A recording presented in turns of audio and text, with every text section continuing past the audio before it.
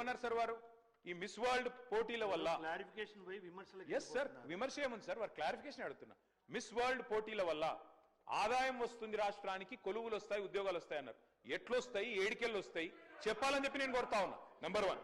Number 2 అధ్యక్ష, నేను ఒకటే అడుగుతా ఉన్నా అధ్యక్ష, మిస్ వరల్డ్ కి 54 కోట్లు ఖర్చు పెడితే తప్ప అంటున్నారు. మరి ఫార్ములా ఈలో 46 కోట్లు ఖర్చు పెడితే దాన్ని ఏకపక్షంగా కేబినెట్ అనుమతి లేకుండా రద్దు చేసి అంత పెద్ద ఈవెంట్ ని, అంతర్జాతీయ ఈవెంట్ ని రద్దు చేసిన వాళ్ళు మరి ఇక్కడేమో ప్రభుత్వ డబ్బులు ఖర్చు పెడతాం కరెక్ట్ ఎట్లా అవుతుంది అధ్యక్ష? చివరిగా నేను ఒకటే అడుగుతా ఉన్నా అధ్యక్ష, ఇవాళ టెస్లా అనే ఒక కంపెనీ ఎలక్ట్రిక్ వాహనాల కంపెనీ అధ్యక్ష భారతదేశంలో యూనిట్ పెట్టాలని చెప్పి ఎదురు చూస్తా ఉన్నారు.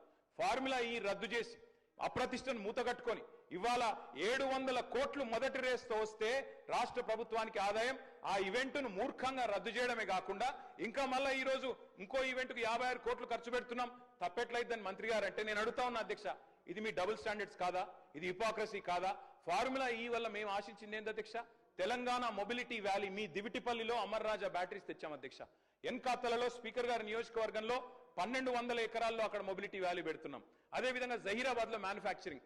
ఇన్ని చేసిన ప్రభుత్వాన్ని మరి బద్నాం చేసి ఇలా మిస్ వరల్డ్ మాత్రం మొత్తం కొలువులు వస్తాయి, ఆదాయం వస్తుంది రాష్ట్రానికంటే ఎవరిని మోసం చేస్తున్నారు మంత్రి గారిని అడుగుతానో క్లారిఫై చేయాలని కోరుతాను.